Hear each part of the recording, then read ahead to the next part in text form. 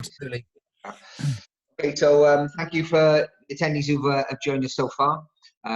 Appreciate you giving it the lunchtime on this. Well, it's not too down. It's not too cloudy here. Matt Anderson is joining us all the way from Chicago in the States. Matt Anderson is a coach for business leaders in all sorts of areas, but he also does a lot in my space in financial services. Written a book called Felix Referral, Matt. That's right. Absolutely. I remember reading it a few years ago and taking quite a bit from it. So me and Matt are just going to have a conversation. I've got a couple of questions that have come in from people in advance and a couple of questions that I had myself. So we'll just have a chat for 30 to 45 minutes. There is a question and answer section and a chat section down at the bottom for those attendees. If you want to pop a question in there, I will keep an eye on those during our chat. And I will try to put any questions you've got to Matt. But please, this time is yours to get as much as you can from someone who specializes in helping people get more business, really. Matt, anything I've missed that you'd like to add to that? No, just happy to be helpful. So fire away with where you want to start. All right, so just so our listeners can be assured about your credential on the topic of generating referrals, generating business, you talk a lot about habits and micro habits. Can you just share a little bit more about your background in sales, coaching and training? Yeah, so fell into coaching 20 years ago. I came across an inspiring book at a Waterstones in Leamington, written by the person who was then anyway acclaimed by the Daily Mail as Britain's best known life coach. I'd never heard of it, but anyway, got some training recommendations from her. Trained with an Australian firm, but I've been coaching for 20 years. Started out very small with obviously people just that just almost beginning businesses and local businesses in one location, and I've been fortunate over the years. I've been able to grow and work with people in many different countries, probably 35 or more different countries across half the world. I've had the chance to coach with and speak to, and as you mentioned, the book was a business bestseller a number of years ago, which was really about word of mouth business. And but the funny thing, and I've probably coached, I mean, again, it's been 20 years, so it sounds like a big number, but over 20 years, probably 1,000 different, mostly I'd say independent salespeople are the people I've typically worked with, but of course some of those have included business owners as well. But the funny thing about that, which ties into this topic of habits and why I've become so passionate about it, is I created sort of a recipe around referrals about how to get word of mouth business, and I was very proud of that, and it works. It's very effective. But what I learned from all my coaching and all the people I work with was very much that 80-20 rule, that 20% of the people get 80% of the results, and over time that really frustrated me. I mean, it was incredibly distressing actually at times, because I couldn't understand why people were paying me to help them and they're not really following through consistently. And so in more recent years, I think I wanted to address that better, because that was the piece where I felt like I was failing, and come up with some better solutions to help people more consistently follow through, and not just follow through, but actually have breakthroughs, which I think we've all lived long enough to know don't come easily, and often never come at all. So that's what prompted me to get into learn more about what I call breakthrough habits, because it sort of covers two bases with one phrase. And kind of focus more on that topic. Do you want to give us an overview of what you define as a breakthrough habit then? So firstly, I think it's two things really. There's the inside job. So there's what's going on in our head. So we have to shift our mindset about what it is we want to achieve. That's the first piece. But that alone isn't enough. So then we need to do things to sort of prove to ourselves and to our brain that we're actually taking action in the right direction. And there've been books on this in more recent years. People talk about them in different terms: micro habits, 1% habits. But this notion that if you do small things incrementally over time, it's going to cumulatively, you can start to do remarkable things, which really, when we think about it, is the reason why most people, if they become successful, do so, is because they just practiced long enough and kept getting better. Yeah. But eventually they then got labeled overnight successes after 10 years of doing it. Well, so yeah, I was talking to someone else who's amazing how people don't know how long Amazon was going for before it became the success that it was quickly becoming the last couple of years. It was 15 years before it really, 12 years before it really achieved scale, wasn't it? Or sort of something like that. Yeah. Well, what's silly too is, I mean, I know our focus is business, but we've all seen it in our own lives, or know people that have had the experience. And easy examples are more in the lines of sort of sports. When a lot of us start playing a certain sport, well, often about the age of 11, if we think back to whether we were any good then, it could be a musical instrument, it could be a foreign language, but I mean, if we think back to how capable we weren't at that age, we only get good at it when we play it year after year after year. And yet we forget that with our business, that somehow, I don't know, we can take a couple of courses or get a certain certification, and that somehow that entitles us or makes us assume that then we can become top of our game or top of that industry. And, and I see that paralleled also in business within networking circles. It reminds me of so many times where I would go to some kind of organization, and certainly networking groups, chambers of commerce, BNI type meet groups are the easiest examples for all of us to relate to, but where people join and become members and then somehow make this assumption that business is just going to start pouring their way. And it's the exact same principle, really, only in that instance, it's around, the building relationships, and just that takes time before people know, like, and trust you enough to actually give you opportunities. So it's that principle, really, I think, the cumulative principle of doing the right thing. And I suppose also being conscious enough that it's taking us on a slightly upward trajectory, bit by bit by bit, that so long as we combine that with seeing ourselves in a different way, that's kind of the inside job, the identity piece, the mindset piece. If we can do both long enough, then we can start to get breakthroughs. Well, let's come back to the breakthrough thing. I'm interested in something you said, because I know me and you have spoken before about you do quite a lot of work with BNI and Vistage and other groups like that. So I know someone on the call, someone who has attended, is a new business just starting. So maybe give some tips on how to use something like BNI well in modern society. Okay, that's a great question. Okay, so I'm just trying to think of the most succinct way to do it. Well, okay, so the first thing I would do is pay attention in the group to the people that give the most referrals. Again, the 80-20 rule, that there's, if there's 10 people in there, or if there's 20 people in the room, which hopefully there are, 4 of them probably, like, pick the 4 that are the best, the people most likely you want to get to know first and get to know best, because they're the ones that are presumably hardwired or better skilled at giving referrals. So that's one thing I do is, you obviously want to get to know everybody, but at the same time, it's actually a mistake to treat everybody exactly the same in terms of how much time you give them, because most of them aren't going to ever send you any business. And again, I don't mean that in a negative way, just more in a real world way. Yeah, they're just not attuned to it, are they? Some of them just can't think that way, and just, yeah. Or they're just in such a different type of business that the odds of them being able to talk about what you do is too remote.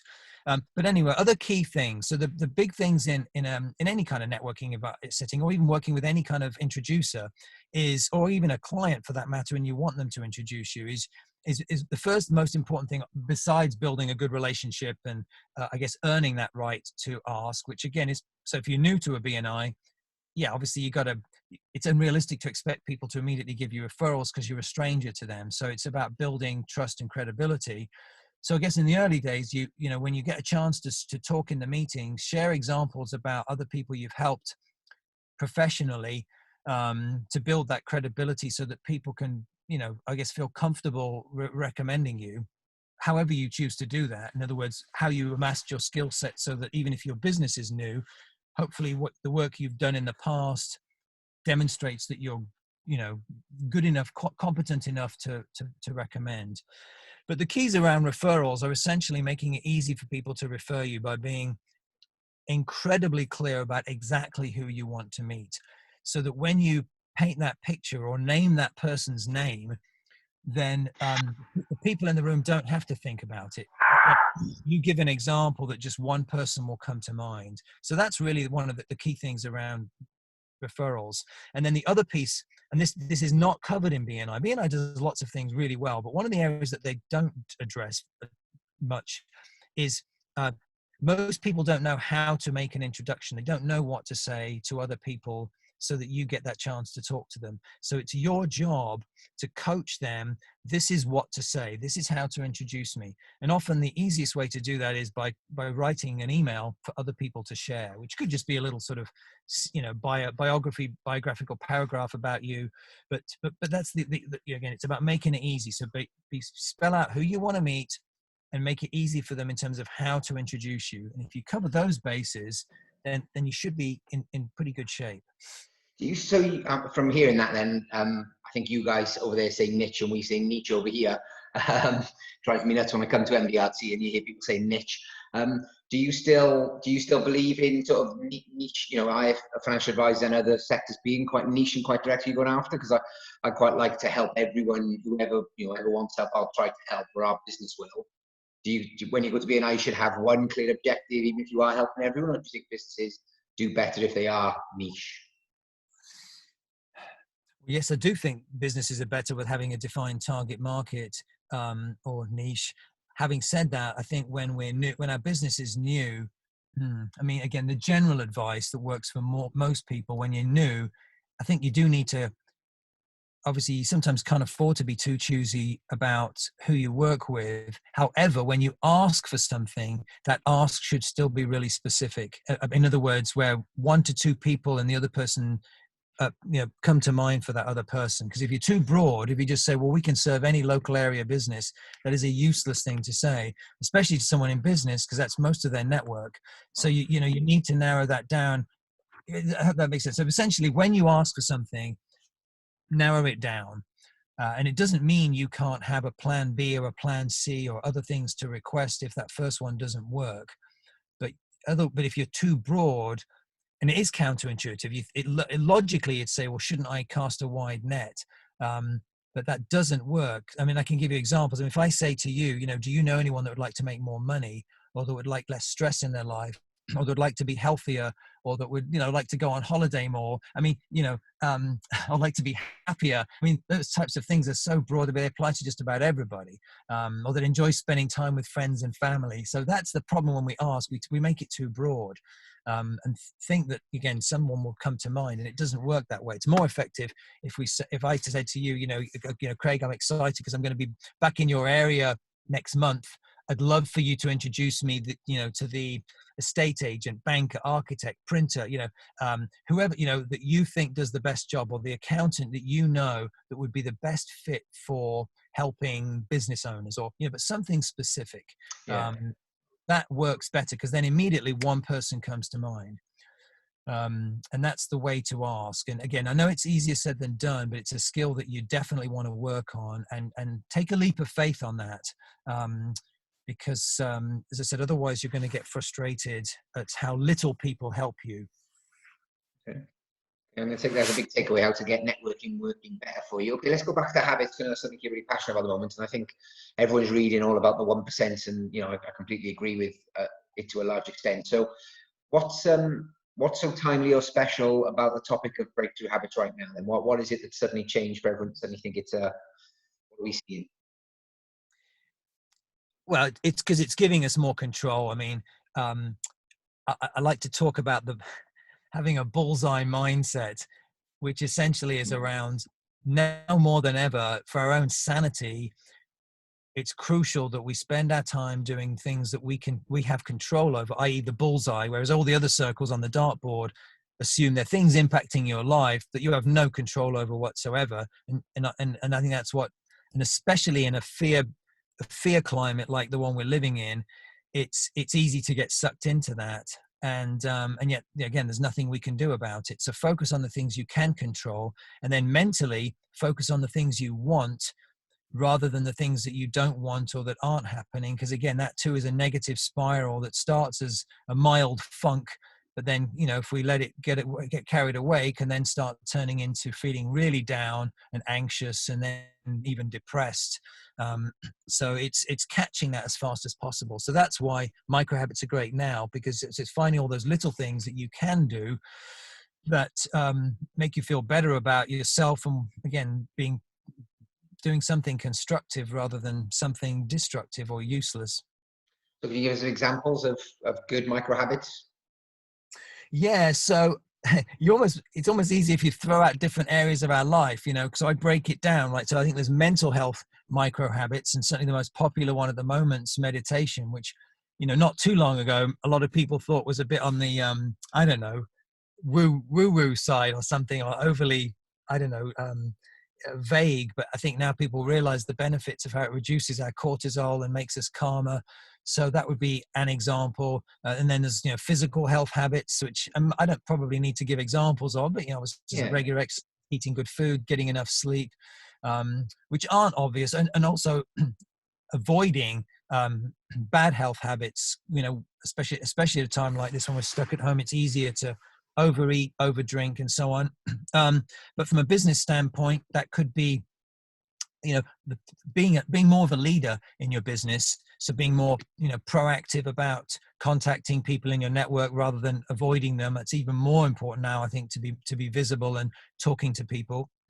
It could be around the systems and processes in your business. Could be around your CRM, your database systems. I mean, it could be, in other words, it could be a good time to sort of organize or improve those types of things. Because if you have extra time on your hands, or it could be about, for some people in business, it could be about increasing their competence or skill in a certain area, especially based on where you see the trends going in your line of work. So 3, 6, 9 months from now, where do you sense the opportunities will be? And does that mean that you need to polish up on a certain area? In other words, get better at a certain area because there's going to be a higher need for it, and maybe less need for certain other things that you offer as products and services. So those are sort of what I call more the fundamentals. And then there's all the micro habits that you could initiate around being more innovative and being more opportunistic about what's going on at the moment. And again, it totally depends on what line of work you're in for what good examples might be. But it may well mean thinking about or starting to create different products and services based on where you think your client base is going to be, again, in the upcoming months. So there's habits around that. There's planning habits. I think more people have become better at organizing their day because out of more necessity, because either there's less time or because there's children at home or whatever it. So I think there's, like just a simple example, the night before the next day, planning your day better, identifying the key tasks that have to happen, and making sure those don't get bumped for something else that's less important. Even spiritual habits, I mean, more, I think can be an important part for some people. And then I know, Craig, I'd shared that habit tracker with you. Now's an even better time to get more diligent with tracking our habits, for personally and professionally. So those would be, a few examples. Otherwise, it sort of depends what business you're in. I mean, and there's and relationship habits as well, whether it's sort of rituals with the family, whether that's seemingly small things like having dinner with everybody or whatever it might be, or taking more time to talk to people in your family, maybe on certain topics to sort of keep spirits up. I know, Craig, we at home, we often talk about past holidays, but also future ones we want to take. And it just helps. It's become kind of a new habit. It just sort of raises spirits when everyone's getting sort of frustrated with the status quo day in, day out. You mentioned the habit tracker there. Matt, I'm happy to share it with anyone who emails me afterwards, and I'll make it available to anyone who watches this later down the line if they drop me an email. But you just want to explain the habit tracker that you use? Yeah. So I don't know. I mean, I guess I do have a copy on me. Look, go on, you keep talking, where Matt, and I'll go and find it. I'll find your email to me, and I'll share a screen in a second. You carry on. It's a simple concept that, in terms of basically, it's almost like a spreadsheet, really, of boxes with the months, and down the left hand margin, it's essentially, writing in there what are some daily micro habits that you want to do day in, day out, because of the trajectory it will put you on, whether it's exercise or business habits, prospecting habits, and so on. And you can have weekly habits and monthly habits for things as well. But in a way, that's almost all it is. Across the top, I recommend identifying, those 1 or 2 mindsets that, right here, this is perfect. This is brilliant. 1 or 2, across this, who I'm becoming. So that's the inside job, the mindset piece. So it's who I'm becoming might be attracts more my ideal client, becoming increasingly focused. And then it could be anything, right? Well, it depends what your biggest pain points are in your life. A lot of people don't think they're worthy of big success. And I know that's a somewhat uncomfortable personal subject, but it's an accurate one, if we're honest with ourselves. So that belongs at the top. But then it's about picking daily habits that essentially start to prove to your brain that you're becoming that person. So And just what to use you a so you put on there, Matt, for example, take my daily walk, communicate with my kids, eat breakfast if I don't eat breakfast, whatever it might be to improve all those different areas. absolutely, whether, yeah, number of meetings with introducers per week, number of phone calls a day, number of meetings per day you might want. I mean, whatever's jugular. I mean, just to give you an example, I mean, again, ultimately, this is meant to stretch us. Ultimately, these are meant to be things that require a little bit of self-discipline, not an insane amount, because that would exhaust us and we'll fail. But two of my favorite examples last year, Craig, and by the way, and this should apply to anybody that listens and watches this. I had a client whose most important or most valuable micro habit last year was 3 stretch asks a week. And his definition of a stretch ask was something where he gave him butterflies in his stomach. So it was subjective, but he knew it was outside his comfort zone. He had a great year last year, and what's also, I think, what's more impressive is he's having an even better year this year, even during the lockdown. He's also a financial advisor, but that's not the point. Is the principle of it is doing the uncomfortable. And then I had another client last year who had a daily habit of hearing no or not now once a day, which again could apply to almost certainly anyone in business, of any business. With the logic behind it was, he'd been described by other people as too nice, too much of a people pleaser, but it forced him to be more assertive in a good way, not aggressive, but just assertive, and he got more yeses as a result. So yes, he's increased how many people either put him off, sort of punt him down the road a little bit, or say no. But it's, again, he's ended up also growing business significantly because of that. So those are 2 great examples, because you can see that those would put you on a different trajectory, because those aren't things that we generally think to do. But that's the idea behind the daily habit. And then it's a fairly long journey for each of us in learning, really. This is what I love I have groups that do this every week virtually. And it is fascinating to see people learning more about themselves in terms of what they realize that, I guess, in terms of how they can accomplish a goal. Most people will start this process and they'll overdo it. They'll have too many things on the list, and then within a month they'll get demoralized and give up because they overdid it. And so really the trick to it for most people is to start small, literally with just 3 to 5, a few things on there, and then build your confidence up as you build your accomplishments. And then you start to learn what your boundaries are, and it's a messy process. So you're going to, each month I will cross things off, and change things out and all the rest of it, and realize that something really isn't a priority, or that there's something's more important. And so but it's really, really helpful, because you learn a lot about. You also learn, I think, ultimately why you have had failure with trying to create change and implement new habits, because that's the thing that has boggled my mind coaching people over all these years is, and no one wants to hear this, but just how making lasting change is a lot harder than most people, or certainly people who write books and speak about it, make out. I mean, most people that present on the topic tend to suggest that it's not difficult,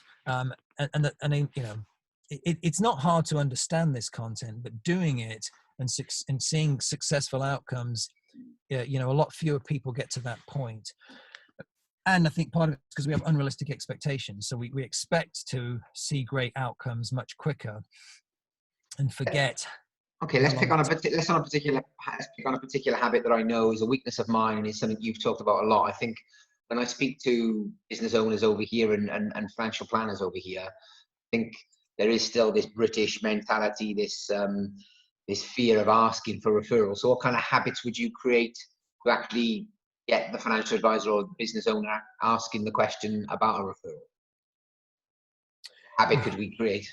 I mean, the most obvious micro habit would be, a certain number of asks per day, frankly. I mean, Let's talk about how we ask then, Matt. Let's talk about how we ask then. And then the mindset would be, I mean, obviously there's more to it than that. I mean, it's a great question. But yes, in terms of micro habits, there's not too many, it's the truth is, it's almost like a metaphor for our life. Like, the biggest obstacles have to be faced rather than avoided. You know, in other words, if we're single and we want to start dating, you know, we got to ask that person out. You know, if they're not, you know, like some things are never going to change until we do. So, I mean, how do you ease into it? Well, you ease into it, I suppose, by asking people first off that you have the best relationships with, that you're most comfortable asking, and then I suppose become bigger and bolder in terms of what you ask for and who you ask. So, you know, you ask for the people that will be more forgiving, but obviously there's other pieces that make it easier. In other words, what, you know, wording that you use, which isn't really a micro. I mean, okay, fine. Another micro habit could be to practice the conversation repeatedly until you get more comfortable with the flow of the wording, so it starts to feel like something more natural for you to say. So that's early on a useful micro habit, as I said. But it really aligns with this mindset that the biggest shit. You know, the funny thing is you say people in, you know, in the UK are, have this discomfort or more bashful. And by the way, it's a complete myth that Americans are more comfortable asking for what they want, because I've seen zero evidence for that. There's a public persona of outward confidence, but when it comes to push comes to shove, people are absolutely just as bashful. You're right. There's certainly more of a cultural acceptance that it's more socially acceptable I think in the UK not to be overt about asking, but I think you just work around it with softer wording, that sort of you know, I suppose minimize, so it makes it sound like you're minimizing what you're asking for, when all you're really doing is making the words just more digestible for other people to hear. So I remember reading some examples in your book many years ago, and I played with some, and I used some, and as ever I stopped using some. So what is your, you know, top tip maybe on the way to introduce it and ask for it successfully then?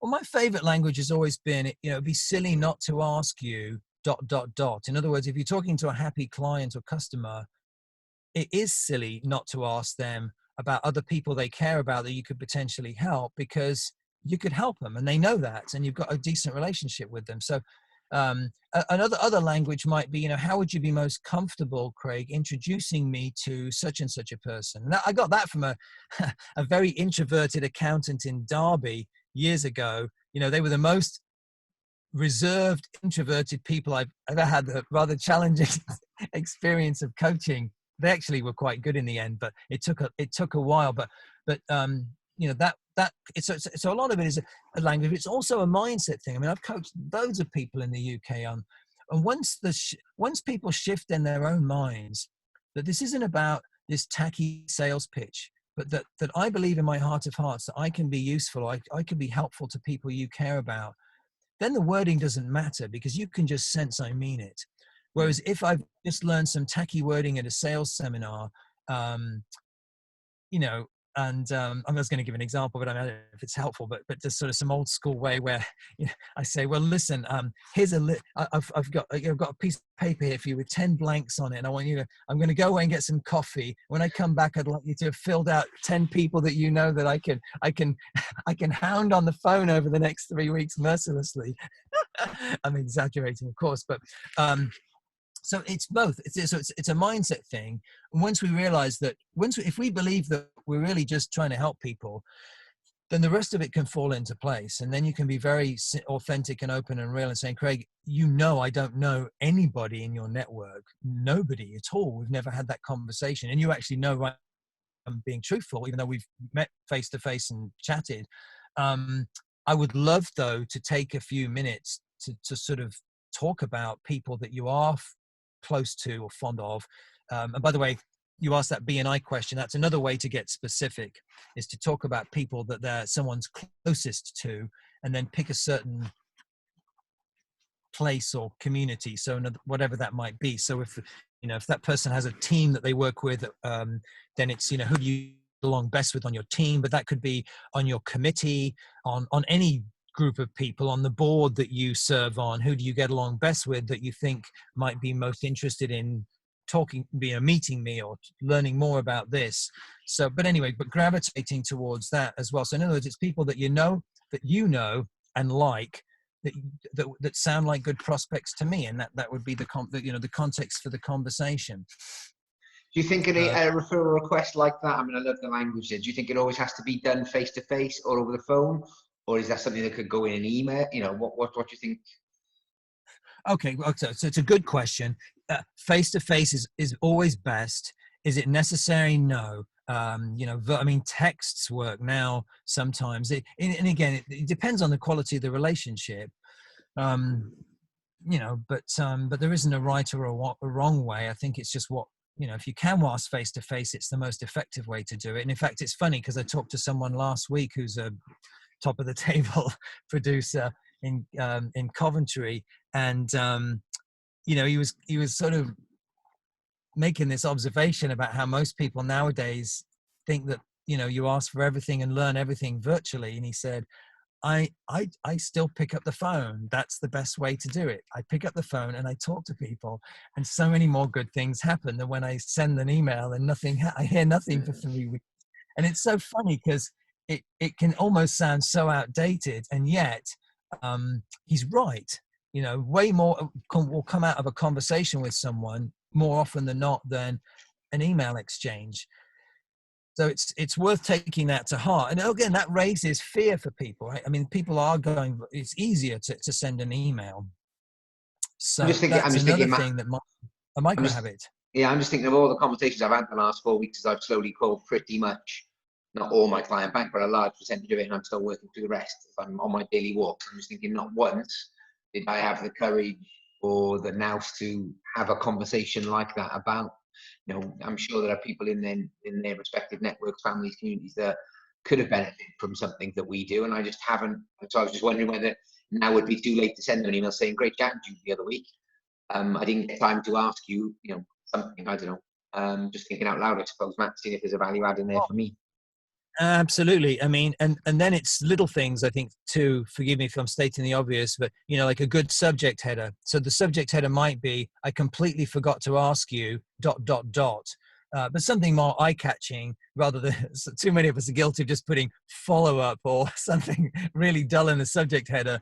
But something eye-catching, but then absolutely to say, I completely forgot when we were talking the other day. I didn't ask you, whatever it is. And again, in your scenario, it might be something along the lines of, are the people that, I don't know, again, I'm paraphrasing this clearly, but are the people that you care about that have mentioned recently not having heard from their financial advisor during the lockdown or since the markets have been up and down? Because I'd be more than happy to see if I could be helpful to them or answer some of their questions. I mean, again, I'm paraphrasing, and I don't know the businesses of the people that are tuning in terms of customizing a different version. But it is, I mean, again, if you've got a good relationship with someone, I don't know. I mean, there's always exceptions, but I mean, there's nothing Yeah, wrong with asking people for something. It might just, maybe what you ask for, varies at the moment. Again, depending on whether your business is terribly high need or not at the moment, but it's still a great way to reach, to keep building your network and being useful as well. I mean, feel like that's one of the things I've I mean, I don't know if it's an overused phrase in Wales, Craig, or not, but the idea of the pivot plan in business, it's certainly so we're hearing more and more about this notion. I mean, some people's businesses aren't, I mean, may not even be there in 6 months, and I'm not trying to be melodramatic or whatever, but it's sort of really thinking about where might things be and how might I want to start to adapt my business relatively quickly. How hard should I be thinking about new products and services and reinventing my business, maybe altogether even. And that, well, so where I'm going with my line of thinking there was that might be useful questions as you're talking to people to ask them, what are you struggling with? What are you finding challenging at the moment? But to sort of get a feel for where they might have a need and how could it align to what your business is, but just to give you some other ideas, so that as you potentially need to reinvent your business, what does that look like? And just to give you one example, because one of my business owner clients, he's a software developer, which I know actually doesn't mean anything much to me if I didn't know him, but he develops apps for gyms, but specifically CrossFit gyms for the most part. But many of those gyms are going out of business already because they simply didn't have any funds set aside for people no longer paying memberships while they're closed. And some of them will come out of it okay because of how quickly they've pivoted to offering different workouts, to offering yoga classes, and starting to sell more products and, different things along those lines. So I'm just using that as an example. But anyway, but it's But I mean, he's been working 18-hour days for the last 2 months. yeah, I think the most successful thing I've seen locally has been a similar thing where a gym's transformed to pivot, and they've even offered it then to our clients on a 28-day free trial. But and yeah, I quite like that, Matt, and it's for the benefit of people who will either watching this now or might watch us in the future. Can you give some other examples of what team people do really well with pivoting and offering additional services? Well, it is pretty early. I mean, restaurants are perhaps one of the best examples for that we're all seeing in terms of pivoting quickly. I'm trying to think. I mean, I like one financial advisor I know who actually, she's also, I don't know if she's top of the table, but anyway, you may know her, but she's certainly very active in $1 Million Roundtable. But she's been using this time with her team. She's done a lot of things, interestingly, to plant seeds and build relationships in the short term. But one of the things she's been doing much more proactively is making a lot more online content, which she'd never done before, but developing online content in terms of teaching her client base, but then also to spread the word about different about products and services that they provide, educational online videos, and so building that up as a means to, I suppose, building the business in the future, by providing that education and using it as a tool, and hopefully, again, all kinds of different things, I think, but also developing different. She's also been working on other products. Like, she's got a couple of really cool best practices, industry best practices, and she's been developing those to sell to other financial advisors, all of which can be done virtually. And one of them is a physical product. It's almost like an organizer for financial documents, but includes legal documents and things like that. But I'm just saying, it's the principle and the creativity of that is impressive. I mean, she's been doing things like having her team meet or get together with lawyers and make sure that her clients' legal services are being met, since people are worried about their wills at the moment and their life insurance and things like that. So again, that's been a different pivot. And of course, she doesn't get paid for that. She also had her office and herself, they were calling all or many area businesses, most of whom weren't clients, to sort of educate them on government legislation about loans that were available. And many of those businesses were too busy to really learn up on that. So again, not getting paid in the short term on that, but creating enormous goodwill.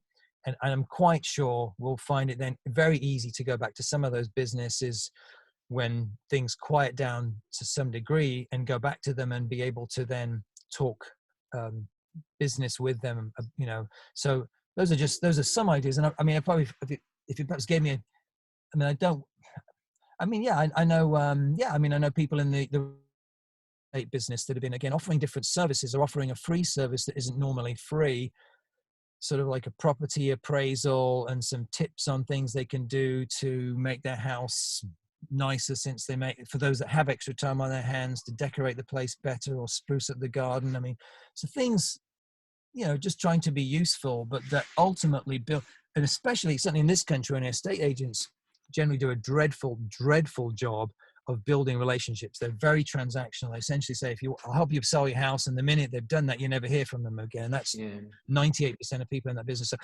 So it's people that say, like, again, that they're in transactional businesses that have had to change and start to think more about relationships and how important those are, and that they need them for the future, because that's almost like their future net worth is based on the quality of their network.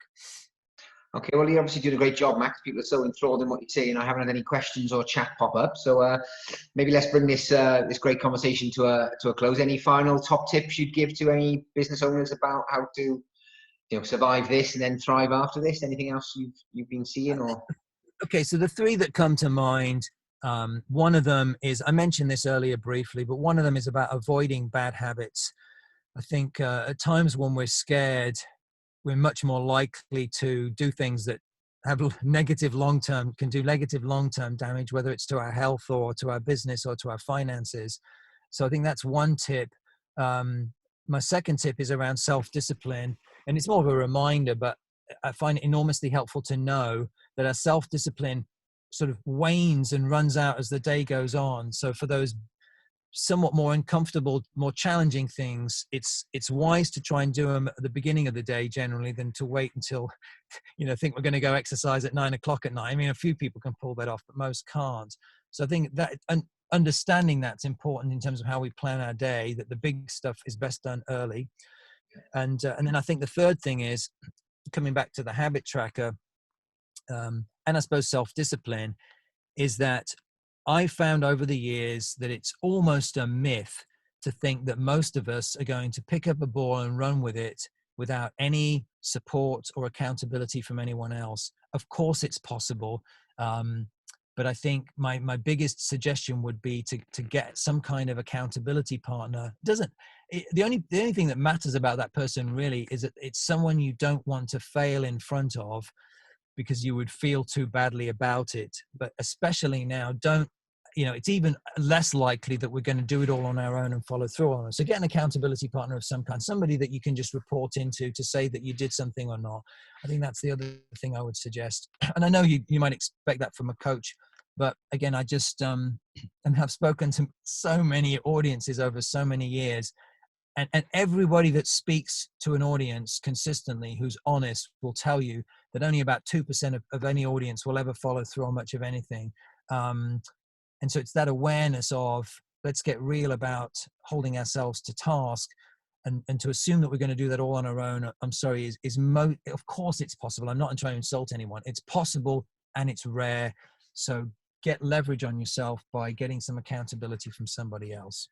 I think everyone who I had speak on the conversations we've had so far, we put it in our book that we wrote a couple of years ago. I think everything I hear at MDRT, if either have a coach like someone like yourself, or someone you can just chew the cud with once a week, once a fortnight, get into a study group. There are so many ways to do it. But yes, yeah, I couldn't endorse that more. I think if I look back on my journey, the amount of people I've had to lean on and chat through, and including yourself, we had breakfast a couple of years ago and shared some ideas, some best practice and accountability. Well, I mean, how many financial advisors are there in the world? I mean, it's testament to the fact that we need accountability. We need a guide and a mentor and someone that knows more than we do to help us. I'm not talking about necessarily people hiring me. I'm just simply saying it could be, I've used my children on occasion to hold me accountable because I was too shamed to sort of let them down on a holiday that was sort of a target goal. Again, it's not that the only point is it's someone you don't want to fail for, but that's, I mean, again, one of the pieces of many pieces that you too bring as well is that, I mean, obviously it's expertise, but it's also, there's an accountability piece to having someone to guide you in terms of, how to make smart decisions around finances, because, most of us don't. So again, it's the principle that counts, but it's important. And now more than ever, I think, we're, a lot of us, I think it's impossible not to feel a little shaky at times because there's so much uncertainty. So leverage other people to help you with that. Absolutely. Absolutely. Matt, where can people find you who might want to subscribe to anything you do, or see you speak, or see any webinars that you do? I think the best place is LinkedIn. So it's Matt Anderson, INTL is probably the easiest, quickest way to find me and connect with me, because then you can message me and so on. I have a website, of course. It's matt-anderson.com, matt-anderson.com. It's tends to get a bit out of date because all my business and relationships have come from word of mouth. But that's what I'd suggest, to get in touch. You've said that I can share the habit tracker to those who sign up and attend. Yeah. I mean, again, it's one of those things that until you make it your own, it may not look all that exciting, but I am beyond obsessed with the value of it. I just think it's an unbelievably valuable thing that I believe is sort of continuing to pull me in a better direction. And that's the way to look at it. It's not to beat yourself up. It's to make you a better version of who you are at the moment. Yeah, you've obviously sent me through the blank one, so thank you for that. I just wonder whether there's merit in, possibly, if you've got permission, or maybe share your own, might be worth sharing a half-completed one, or a completed one that's maybe gone on for 3 or 4 months of yours or someone else's, that maybe I can share as well, to show what people to my, I know that would work for me particularly, is just to see, an idea of how people are using it. Yeah, absolutely. In fact, yeah, I'm happy to do that. Okay. I mean, essentially, it's you either tick the box or you score yourself on a scale of 1 to 10. and it's a personal preference. I do both. It depends on what the the item is, and then or it's a measurable number. In other words, if it's 10 phone calls a day, well, that's easy, right? You just write down how many calls you made. Do you think it might be good to see an example of habits that other people can go, oh, okay, I can see what people are putting in there. Sometimes Yeah. you think, oh, I won't write that down. That's too meaningless, not realizing how effective that little habit might actually be. Yeah, no, you make a wonderful point, Craig. I mean, I think it's a good place. I think it's a good place to get ideas. And this will sound bad when I say this. It's also the biggest mistake people make, though, because that's the biggest. I made that mistake a few years ago. I copied someone else's from a book that they wrote, and as a result, I didn't stick with it because it wasn't mine. Yeah. They were good ideas. There was nothing wrong with any of it, but it wasn't mine. And at some point, my brain talked me out of it, saying, "Well, this is Marshall Goldsmith's thing. Like this is, I don't know." Yeah. So that's my word of warning. There is, I understand we want our best practices, and someone can email me if they want to pick my brains for some ideas, and same for you. Yeah. But it's really important that we make it our own. Yeah. It's so important because what works for one person, I know it's a cliche, but it's even shocks me that things that I think are just sort of obviously useful things, for someone else, they do it completely differently, and it actually could quite often work for them. So. Well, I've put my email address in the chat box for those of you who don't know me. You can email me and I will happily share the habit tracker with you. I'll put, when this gets out as recordings, on LinkedIn. People can direct message us. Matt, thank you again for your time. If you stick around, I'll kick our attendees out now and we'll just have a couple of minutes debrief. But thank you again for your time and for sharing with us. Sounds good, and good luck for those that listened. And obviously, please take action and drop me a line if I can be helpful, or Craig for that matter as well. Cheers, Matt. Stay safe. Thanks, everyone. Bye-bye. Let's just remove a couple of jump off already. All right, that's that. Okay, well, brilliant. Thank you for that. I'm gonna make sure that when I get this recording changed, however I can then share it with LinkedIn. I'll check this out a couple of times over the next couple of days, and I'll put in a couple of top tips and a couple of scribbles I put down from there. But thank you for that, mate. I appreciate you investing the time. No, my pleasure. Was does something come out for you that was quite helpful? Well, I'm just thinking I turned into a bit of a selfish bit there because of the lack of attendance. But I was just thinking about, I've made, it must be in excess of 150 calls over the last 4 weeks. Every time I go out for an hour with the dog, I'm on the phone for an hour and a half, calling people just to see how they are, see if they need anything, And it's generated some business. Don't get me wrong, but not once, no, bar one case, not once have I asked any kind of referral question at all. Once. And I sometimes try and square that off in my own head by saying, well, Craig, you're not looking for that many more clients. That's not the point. Even if I put them into the practice, I should still be fine. So I was just wondering whether there was merit in an email afterwards to say, look, really forgot to ask you, this is a nervous time. If your friends, family, loved ones aren't getting communication, don't be afraid to send them our way or something like that. Yeah, I mean, a couple of thoughts come to mind. One is, we didn't talk about this at all, actually, oops, but journaling on a topic could be really helpful. So if you really want to dig, ask yourself, what am I afraid of, by asking clients for referrals? That would be worth your while, I think. But the other piece to it would be, if you don't want that many more clients, then I suppose it's, what kind of clients do you really, really want, and ask for those. So that way you could say, and again, it's all about how you word it so that it doesn't offend, rub anyone the wrong way. But you might just say, I'm sort of carving out a growing segment of my business for business owners that are thinking of selling their business in the next 1 to 2 years. I'm just using that as an example. Yeah. Whatever it is, or I don't know. I mean, of executives at large, accounting firms. I mean, fill in the niche that you want as an ideal client, or people that, again, I say whatever you want. I mean, you could even say that are, actually in the ultra high net worth bracket, because, of the education I've got some incredible strategies from whatever you want. You can say it. It's almost like saying, look, I've been a GP for the last 20 years. And in recent years, I've added licenses that help me perform heart surgery, or whatever, some specialty area, and there's nothing wrong with that at all. Or it could be a product even that's so helpful to a specific, again, demographic.